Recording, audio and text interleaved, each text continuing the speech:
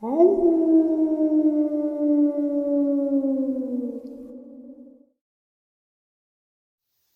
and salutations, everyone. I hope everyone is doing well, and welcome to tonight's second half. Before we jump into it, a couple quick links. As many of you know, I rely on Patreon, PayPal, channel membership, and the merch to help the channel to continue to grow and go. Links to Patreon, PayPal, and channel membership is in the description below. Merch displayed directly under the video. Also, Dogman Frightening Encounters, Volume 1 through 3, the audiobook versions. They were written and researched by Tom Lyons, narrated and produced by me, Jeff Nadolny. Those audiobooks are available on Audible, Amazon, and iTunes, links to which are also in the description as well. And finally, last but definitely not least, if you'd really like to help support the channel to continue to grow and go, simply subscribe. It does not cost a cent. Click that like button, takes half a second. If you don't want to miss out on any of the informative uploads that I put out daily, click the bell icon. And folks, please leave a comment and share the video. Why? Well, because all of these things really do help this channel to continue to grow and go. They definitely do matter, and they are appreciated. With that, I have taken far too much of your time. Let's jump in to today's second half, shall we? Today's first encounter. My experiences began many years ago as a kid growing up in the country, running the fields and woods, exploring the creeks, lakes, and rivers. It was 1979. I had just turned 11 when I had my first encounter. I suppose I probably shouldn't say my encounter, as it wasn't my encounter, not exactly. It was my aunt's. But it was my first experience. My encounter would happen years later. I was born the middle child of 3. My brother was 3 years older than me, my sister a few years younger. I didn't spend much time with either of them growing up. They had their friends and I had mine. We grew up in the country on my granddad's original Cherokee allotment land in the northeast Oklahoma. It was 10 miles outside of town. But many neighbors were nearby, and most of them seemed to have kids. There was a whole pack of us wildlings that ran the woods, swam the creeks, and ripped up the dirt roads, terrorizing local livestock, with our summer excursions while enjoying every ounce of summer we could squeeze in before school started back up. One such popular venue, the Evansville Creek, lie to the north, less than a mile away from my house. Summers would find most neighborhood kids at a spot along the banks we referred to as the Rock Hole. We called it that because of a massively gray rock that sat on the far side. You could often see the top of the enormous gray-slabbed rock as it ran along about 10 feet parallel with the opposite bank. The only time the rock was not visible was when there had been a lot of rain. We would swim over to it, climb on top, and jump off. The hole in the middle of it ran front to back under the surface, and we would dive under and swim through to the other side. It was a rite of passage, and it was more than a little scary in the murky creek water. It was our favorite place to be during the scorching hot summer days, and we looked forward to it every year. I hung out a lot with my cousin, who lived nearby. He was my age, and we spent most of our summers together when we were kids, up until his parents bought a farm and built a new house further away. We couldn't wait for school to be out for summer break because we had big plans to get together and camp out at the creek, fish, swim the entire time. It wasn't until we were out of school that we learned that our parents had other plans for us. Our dads were brothers and came from a family of 13. 11 brothers and sisters, 2 girls, 9 boys, and each had kids. All but one, anyway. To say that I had a large family is an understatement. My dad was a master carpenter by trade, and most of my uncles worked in construction. One of my uncles was a heavy equipment operator and ran dozers and backhoes. He had an excavation work along with my cousin Steve. My dad and my uncles could build a house from the ground up, framing to roofing. They did it all. Times were different back then. In those days, men could do just about anything. They had to be self-sufficient. My dad could rebuild an engine, plant and harvest crops, raise livestock, train horses, and hunt and fish like Davy Crockett. They had to be able to do those things just to survive. He was one of the most competent men I had ever known. He was my hero. I can't ever remember a time that he ever missed a day of work. He was old school. No matter how he felt, he got up every day and went to work. He had no choice. There were times when I knew he didn't feel well or had suffered some kind of injury, but he still managed to drag himself to work that day. He didn't have health care other than the Indian hospital, and he hated to go. That meant time he missed work. Summer arrived that year by entirely skipping spring, or it sure seemed that way to us kids. One day it was 60 degrees, the next it was in the 90s. My big plan to spend much of the time with my cousin as I could at the creek fell by the wayside the first morning of summer vacay. Our small two-bedroom house was light green with a dark brown roof that faced east. When my dad started building it, I was only 3 or 4 years old, and we had just moved back to Kansas City. I still remember playing nearby while he worked on it. I was about 5 years old when we actually moved in. I shared a bedroom with my brother back then. It was small but adequate for a couple of scrawny boys.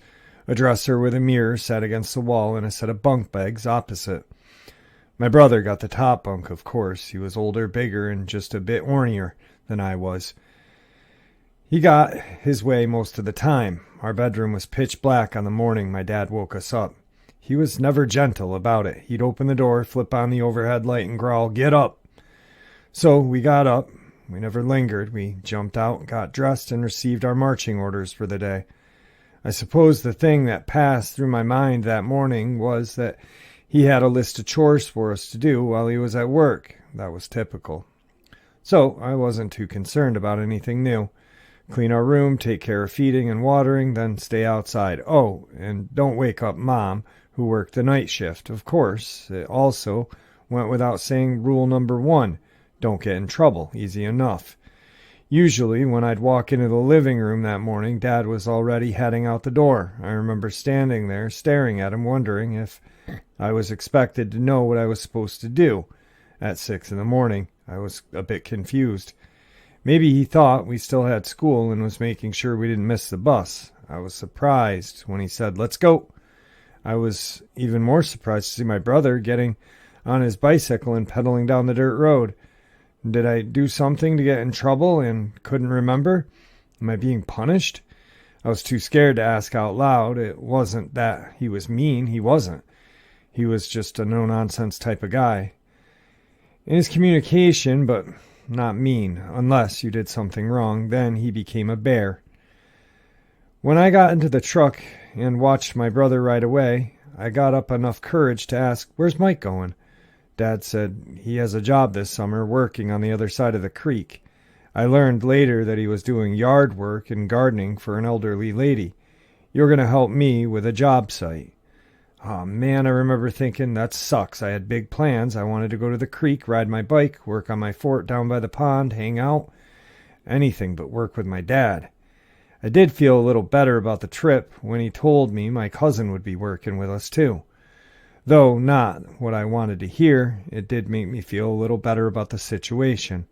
I had often been to job sites during the summer, but never had to work. Not really. Cleaning up scraps was my regular job, and I always got to keep most of them. We used the scraps of wood to build our fort. It was rickety, dangerous, but we didn't care. We were indestructible. We arrived at the job site within a half an hour. It was a typical house that my dad contracted with the housing authority of the Cherokee Nation to build. I saw my cousin was already there and dragging out equipment from the bed of my uncle's truck. Dad told me to get out and give him a hand, then come inside because he had more things for me to do. I hopped out and pitched in. We had it unloaded in no time, and our dads began working on the house. Even though they asked us to do little things throughout the day, we got a lot done. We got a lot of downtime for just hanging out, being kids. It was more fun than I thought it would be. After lunch that day, a man who lived across the road from where our dads were working hurried over, looking for my uncle. I remember the time because we had already eaten lunch and we were working again. "Where's your dad?" the guy asked. We could tell something was wrong from the worried look and his demeanor. "They're inside," my cousin said, pointing toward the kitchen area of the new house. I think my dad was in the back running a saw. We figured if they wanted us to know anything, they'd come and get us, so we continued playing. A few minutes later, I heard my dad say, "Get in the truck." We didn't hesitate. I remember the worried look on their faces, but I don't recall if my dad explained anything to me on the way. He did say that we had to get to their house right away because something happened to my aunt. My aunt was a housewife and lived in a remote area about 20 miles outside of town called England Howell. She was at home with my cousin's little sister, who was about 8 years old, and something happened, and she called the neighbor next door to the house our dads were working on to ask him to send my uncle home. This was in the late 70s, so there was no cell phones. Everyone had landlines, most of which were party lines, so everyone knew everyone's business in the county. We hurried to the door when we got to the house, but my aunt had locked it. All the lights were off, and there was no sign of my aunt or cousin. My uncle used his key to open the door, ran to the back bedroom, and found them hiding. They all came back into the living room, but my uncle now had 2 rifles in his hand, handed one to my dad. My aunt was crying and scared and shaking. My cousin was hanging on to her mom and wouldn't let go. We all went into the living room to listen to her story. I was hanging out laundry in the backyard when I saw it. At first, I thought it might have been a cow standing in the pasture, but as it got closer, I could tell that it was walking upright like a man. I thought it could be someone looking for their cows, so I kept hanging laundry. I could see the fear still in her eyes as she spoke. She was visibly shaking. Anyone that knew my aunt knows that she does not lie or make things up. She's a devout Christian lady and raised kids not to lie. I believed her. I'd look up and it would be a little closer, like it was watching me. That made me nervous, but I wasn't afraid. It was still quite a ways off, so I couldn't make out any features. She swallowed hard and gasped for air. Just listening to her made me a little scared because she kept looking out of the window like it might be lurking outside, whatever it was. I reached into the laundry basket, hung another shirt on the line, and noticed that it was not there anymore. I looked around the pasture and didn't see it. Then I heard a terrible racket coming from the barn. I've never heard anything like it before. I turned and looked, thinking someone was stealing a chicken or something. I still do not believe what I saw. The thing was in the barnyard and had caught up one of the calves and slung it over its shoulders, stepped over the fence and ran into the woods. "Who was it? Did you get a good look at it?" My uncle said. "It wasn't a him, it was an it," she exclaimed. It was covered in black hair from head to toe. It was huge. It was so big it had to duck down through the barn door. It turned and looked right at me. The barn door was 7 feet tall. It was open, so the calves could go in and out of this little corral. She almost passed out again just from telling the story. I remember the look of fear on her face, and she shook while telling us what happened. I didn't think she was lying then, and I never questioned her story, since, especially after what we found at the barn later. My uncle looked over at my dad. "If it got one of my calves, we better go see if we can find it." "Which way did it run off?" my dad asked. "The same way it came, down the back pasture into the woods. It carried that calf all over its shoulders like it was a rag doll. Its face, oh my God, the eyes, they were terrible. I was scared stiff, scared out of my wits. As soon as I could, I ran inside and locked all the doors. It grunted at me a few more times before disappearing back the way it came. We hid in the bedroom until you guys got here. I didn't know if it was coming back. We hurried to the barn, leaving my aunt in the house. When we got there, my uncle counted the calves, and sure enough, one was missing. But there was no damage to the fence. The gate was closed. We did, however, notice some strange footprints. We hunted the rest of the day, but never found the creature or the calf again. I don't remember much else about that day, and we never talked about it again, and eventually it faded away, and was all but forgotten. And that was my first experience, and it would not be my last, and I was fascinated. Today's second part of the upload is going to be a little different. It is a theory that I have, something that I've thought about, and combined different theories of mine. And that's why sometimes I say, hey, just if you don't like one thing out of one theory, take what you like, save it in your notebook, in your brain, wherever, and then add that theory to another one to create or theorize something that makes sense, something that really has a lot of weight to it and could possibly be what the key is. So with all of this Dulce and Dumb's information, and then as of late I've been thinking about Nightmare Hall, which is level 5, 6, where they describe cryptids. They describe crawlers. They've described insectoids, bat-like creatures, dogmen, large hominids like Bigfoot, strange mimics. And those are all things that have been talked about, people have seen. We don't know where they come from, yet there's a level in these underground bases that contain them. And then we get people who work for private organizations that are hired by government or government employees that not only come to my channel, but others. I can count numerous other channels that have had so-called government agents or contractors or whatever who have claimed to have fought in these creatures. And it's almost like they want to contain the problem. Now, I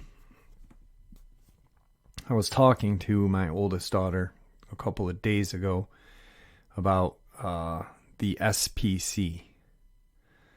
SCP, excuse me. Secure, Contain, Protect. Now, we have talked about these movies and TV shows and stories like creepypastas and other things like that that just are very similar to what we are hearing from real people. Who's to say there isn't some sort of organization like Victor worked for that really hunts these creatures and brings them back to an underground base? Just a theory. But then I started looking through that email that I got with all of the information on Dulce and other very strange things. And I tried to email this person back, and the email address is no longer available. It's just gone. So I'm pretty sure that whatever this person sent me is 100% true, because every time I share it on the channel, uh, and then I look into more things, it's pretty mind-blowing how accurate it is. This may be the proof, and may be what we need to, not need, but this may be the proof that the government may not have created these things, but they contain them. And then when they get loose, they hunt them. It's pretty scary. But check this out. February through March 1991. The Deep Dark Secret at Dulce. Bill Hamilton and Tal Levesque. If planet Earth is to be the central battleground or staging ground for a final cosmic battle between galactic powers, and if the United States is one of the major areas on Earth where the final outcome will be decided, and since the Dulce, New Mexico area is considered to be the major basing site where human-alien collaboration and or conflict is taking place, then we should focus our attention on what is going on deep beneath this small southwestern town. More than any other area in the United States, if not the world, this small town has been the epicenter for nearly every form of paranormal activity one can imagine, including UFO sightings, UFO landings, abductions, implantation, human and animal mutilation, PSI warfare studies, secret government/alien interaction, United States constitutional government versus alien agenda conflicts, reptilian sightings, cryptozoological or bioengineering phenomenon. This was the general area where the famous Cabot, half cat, half rabbit, was captured. Underground bases, conspiracy scenarios, alien infiltration, deep cavern phenomenon, super high-tech activity, MIB encounters. In fact, a higher concentration of such activities has been evident in the vicinity of Dulce than any other area in the world, to the point that its inhabitants of this town, for the most part, resigned themselves into acknowledging, although not necessarily accepting, the reality of such activity, whether they like it or not. Bill Hamilton and Tal Levesque take us inside the Hadean-like labyrinths deep within this underground mega-complex through the eyes of those who have actually been there. Dulce is a sleepy little town in northern New Mexico. Its population is about 900, and it's located 7,000 feet on the Jicarilla Apache Indian Reservation. There is one major motel and just a few stores. It's not a resort town, and it's not bustling with activity. Yet, according to a few outsiders, Dulce harbors a deep, dark secret. That secret is said to be harbored deep below the tangled brush of the Archuleta Mesa. That secret involves a joint government alien biogenetic laboratory designed to carry out bizarre experiments on humans and animals. New Mexican State Police Officer Gabe Valdez was drawn into the mysteries of Dulce when called out to investigate a mutilated cow on the Manuel Gomez Ranch in a pasture 13 miles east of Dulce. Gomez had lost 4 cattle to mutilations between 76 and 78. When a team of investigators, which included Tom Adams, arrived from Paris, Texas to examine the site of the carcass, curious as to how cattle are being selected by the mysterious mutilators, an interesting experiment was conducted on July 5, 1978 by Valdez, Gomez, and retired scientist Howard Burgess. The three penned up about 120 of Gomez's beef cattle and moved them through a squeeze chute under an ultraviolet light. They found a glittery substance on the right side of the neck, the right ear, and the right leg. Samples of the affected hides were removed, as well as controlled samples from the same animals. Some investigators attributed the mutilations to aliens from UFOs. Sightings of strange lights and other area phenomenon have been reported in many areas where cows have been found at the time of reported mutilation. UFOs have been seen frequently near Dulce. I arrived in Dulce on April 19th, 1988, to visit with Gabe Valdez and inquire about sightings, the mutes, and rumors of an underground alien base. There was still snow on the ground by the Best Western Motel I had checked in to visit Valdez. He had made an appointment to see me at 9:30 p.m. I found Gabe to be a very congenial host as he offered to show us around the roads of Dulce that night and point out various locations where he had found mutilated cows or had seen strange aerial lights. He made the astounding statement that he is still seeing unidentified craft at the rate of one every 2 days. We took a look at the Gomez Ranch, the road by the Navajo River, and the imposing Archuleta Mesa.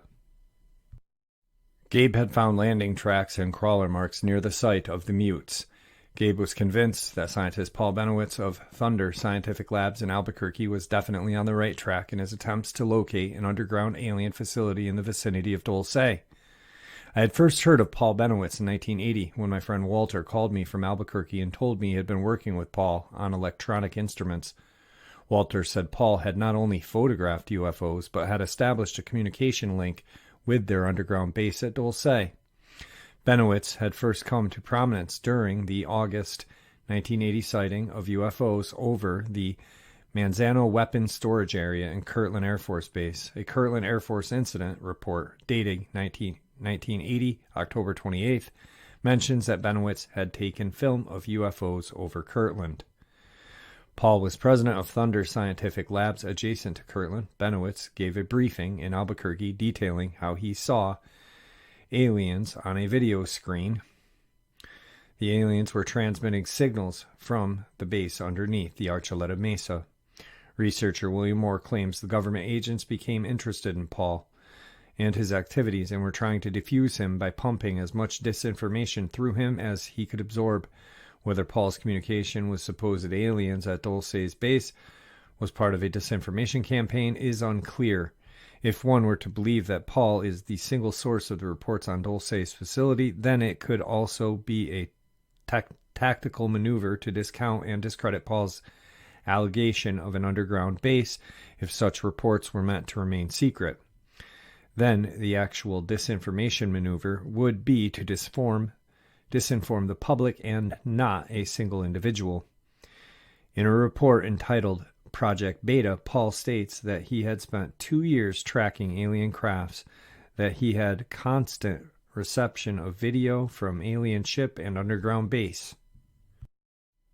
Video screen, that he had established constant direct communications with the aliens using a computer and a form of hexadecimal code with graphics and printout, and claims to have used aerial and ground photography to locate the alien ship launch ports and charged beam weapons. Paul claimed that the aliens were devious, employed deception, and did not adhere to agreements. Paul and Walter were working on a weapon that could counter the aliens. Quotes, "Some will think at this point that we have crossed over from the land of the clear thinking concerning anomalous phenomenon to the land of science fiction, but let us remember that bizarre phenomenon such as UFO represent may have its roots in a bizarre reality. It is expected to be bizarre at first, but as we continue our studies, we will evolve to understand it." Paul Benowitz had investigated the case of abductees Manera Henson of New Mexico, who reported have been taken to the underground facility in 1980. Krista Tilton of Oklahoma, who reported that she had an experience of missing time in July of 87, where she had been abducted by 2 small gray aliens transported into their craft to a hillside location where she encountered a man dressed in a red military-like jumpsuit. She was taken into a tunnel through computerized checkpoints displaying security cameras, She reported having been taken on a transit vehicle to another area where she stepped on a scale-like device facing a computer screen. After the computer issued her identification card, she was told by her guide that she had just entered level 1 of a 7-level underground facility. Krista goes on relating how she was eventually taken to level 5. She reports having seen alien craft, little gray alien entities, and some areas she had passed through. Krista reports going into one large room where she saw large tanks with computerized gauges hooked to the tanks and large arms that extended from some of the tubes down into the tanks. She noticed a humming sound, smelled formaldehyde, and was under the impression that some of the liquid was being stirred into the tanks. Krista had made drawings of much of what she had witnessed during her abduction. These tanks, Krista talks about, were depicted in a set of controversial papers called the Dulce papers. These papers were allegedly stolen from Dulce underground facility, along with 30 black and white photos and a videotape by a mysterious security officer who claims to have worked at Dulce up until 1979, when he decided that time had come to part company with his employers. The rest of the story is about the security officer who has met with one of us in an attempt to tell us the truth about aliens and the so-called U.S. government and the Dulce base. He is announcing his intentions to come out of hiding and present a soft and hard evidence of his claims. It will be up to you to decide whether this evidence constitutes, in addition to a growing proof that the government cover-up exists. In late 1979, Thomas Costello could no longer cope with the awesome reality that he had confronted. As a high-level security officer at a joint alien U.S. government underground base near Dulce, he learned of and had seen disturbing things. After much inner conflict, he decided to desert the facility and take various items with him. Using a small camera, he took over 30 photos of the area within a multi-level complex. He removed a security videotape from the control center, which showed various security camera views of hallways, labs, aliens, and U.S. government personnel. He also collected documents to take with them. Then, by shutting off the alarm and camera system in one of the over 100 exits to the surface, he left the facility with the photos, videos, and documents.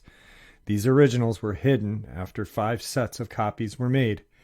Thomas was ready to go into hiding, but when he went to pick up his wife and young child, he found a van and government agents waiting. He had been betrayed by Kay Lomas, a fellow worker, who is instrumental in the kidnapping of his wife and child. The agents wanted what Thomas had taken from the facility, for which he would get his wife and son back. It became apparent to him that his wife and son had been used in biological experiments and were not going to be returned unharmed. That was a little over 10 years ago. How did Thomas get involved in this covert intrigue? Thomas is now about 50 years old. At the time of this article, it was written in 91. He's dead now, guys. When he was in his mid-20s, he received top-secret training in photography at the underground facility in West Virginia. For 7 years, he worked for the Rand Corporation in Santa Monica, California. In 1977, he was transferred to Dulce. He bought a home in Santa Fe, New Mexico, and worked Monday through Friday with weekends off at all Dulce personnel commute via deep underground tube shuttle systems.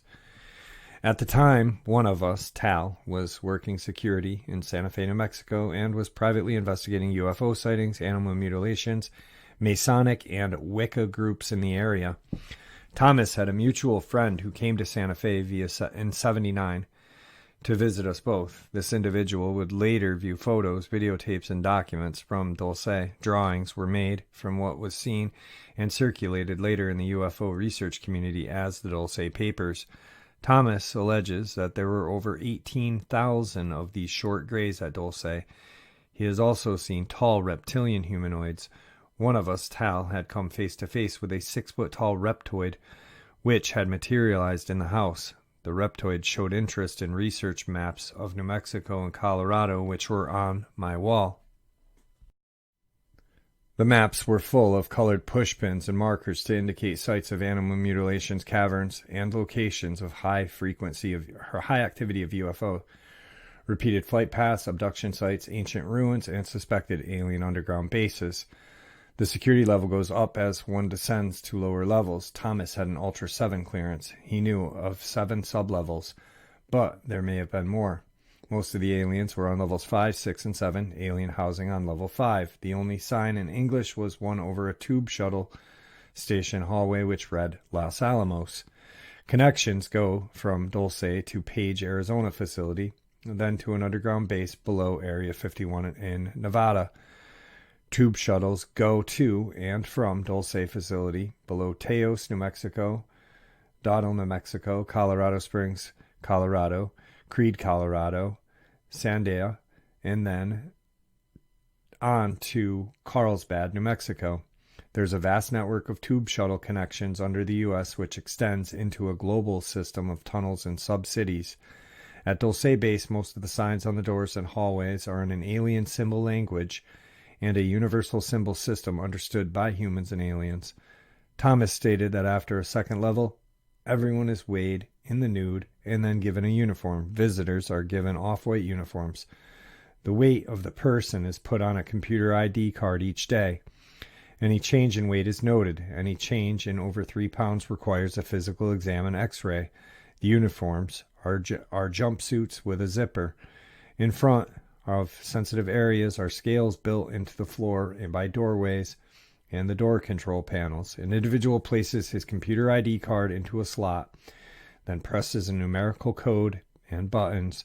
The personnel's card must match with the weight and code or the door will not open. Any discrepancy in weight will summon security. No one is allowed to carry anything into sensitive areas. All supplies are put on a conveyor belt and x-rayed. The same method is used in leaving sensitive areas. All elevators are controlled magnetically, but there is no elevator cables, magnetic system inside the walls of the elevator shaft. There are no normal electrical controls. Everything is controlled by advanced magnetics, including the lighting. There is no regular light bulbs. The tunnels are illuminated by phosphorus units with broad, structureless emission bands. Some deep tunnels use a form of phosphorus pentoxide to temporarily illuminate certain areas. The aliens won't go near those zones for reasons unknown. The studies on level 4 include human aura research as well as all aspects of telepathy, hypnosis, and dreams. Thomas says that they know how to separate the bioplasmic body from the physical body and place an alien entity force matrix within a human body after removing the soul life force matrix of the human. Level 6 is privately called Nightmare Hall. It holds the genetic labs. Here are experiments done on fish, seals, birds, mice that are vastly altered from their original form. There are multi-armed and multi-legged humans in several cages and vats of humanoid bat-like creatures, deceased Mothmen, or those creatures that John Keel refers to in his books, The Mothman Prophecies, up to 7 feet tall. The aliens have taught the humans a lot about genetics, things both useful and dangerous. Tal then describes something which might seem unbelievable if it were not for the fact dozens of other sources seem to confirm it.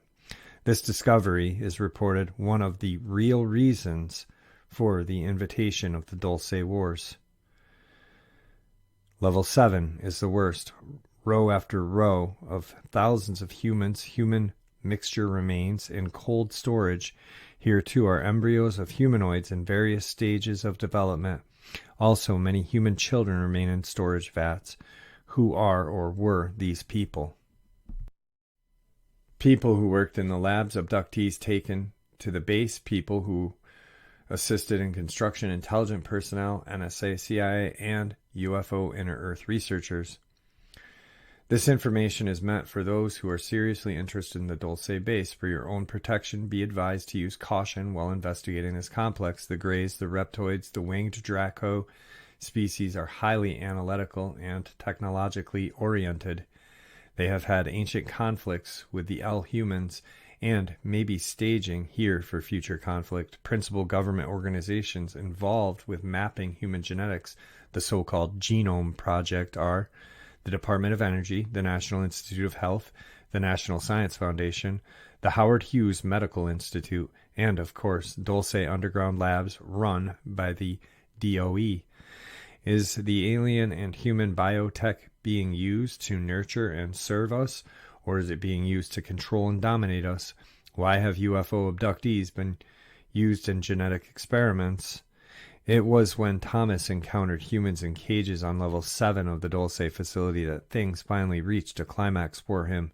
He says, I frequently encountered humans in cages, usually dazed or drugged, but sometimes they cried and begged for help.